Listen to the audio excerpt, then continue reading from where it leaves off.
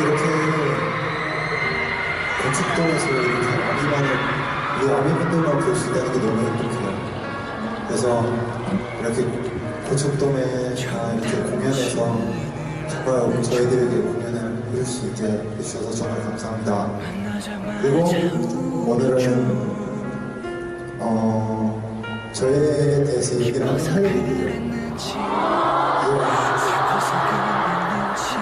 최근 들어서 이제 팬분들이 저 이야기 한 번만 할게요. 기회가 한 번밖에 없을 것 같아서 최근에 이제 팬분들이 태양아 왜 이렇게 힘드냐 아니면 너 취업을 10년이 왔다 이렇게 크게 죽었냐 그런 말들을 이제 많이 해주셨어요. 근데 제가 거기서 이제 말을 계속 해주고 싶지만 입 밖에서 잘 안 나왔어요. 이 말은. 그래서 이렇게 축복해서 팬분들이 한마디 그냥 제 이야기를 해주고 싶으면 최근에 저희 할머니가 조만간 줄 거거든요. 저는 이 이야기를 제 친할머니가 9월 3일 날 저 필리핀에 있을 때 아침에 제가 얘기를 들었어요.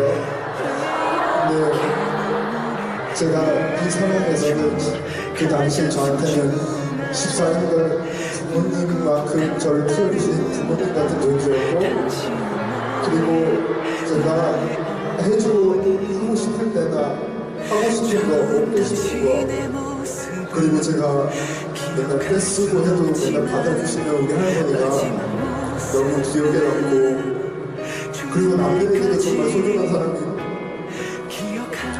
나에게도 정말 소중한 사람이었는데 그런 할머니가 돌아가셨다는 얘기가 저한테는 안 느꼈거든요. 그래서 저희 뮤직뱅크 처음 1위 할 때 피땀도 물론 그때 저희 할머니가 아버지였어요. 사실이죠. 그래서 처음으로 할머니한테 언급 한 번만 했어요.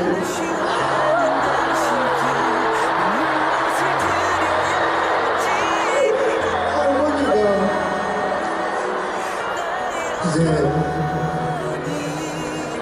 방송에서나 태영이 TV 나오는 거 한 번만 보고 싶다 라고 했거든요. 저는 이제 예배할 때 할머니한테 이벤트 해주려고 한번 언급을 할머니 앞에서 하는 게 소원이었는데 이렇게 타이밍이 잘 안 맞았어요. 이게 저한테는 제일 아쉬웠던 부분인 것 같아요. 근데 정말 누구보다 소중한 저희 시할머니가 정말 너희 팬분들도 많이 사랑을 해주라고 하셨거든요. 우리 할머니가.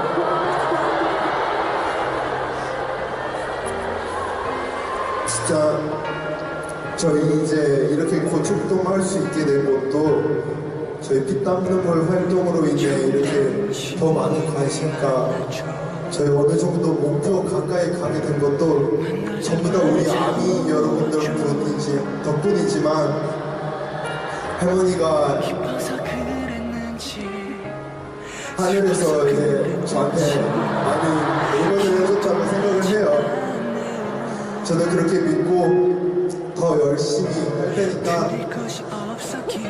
우리 아미 여러분들, 우리 가장 사랑하는 아미 여러분들도 정말 저에게는 소중한 우리 친할머니 한 번만 기억해 주세요. 감사합니다.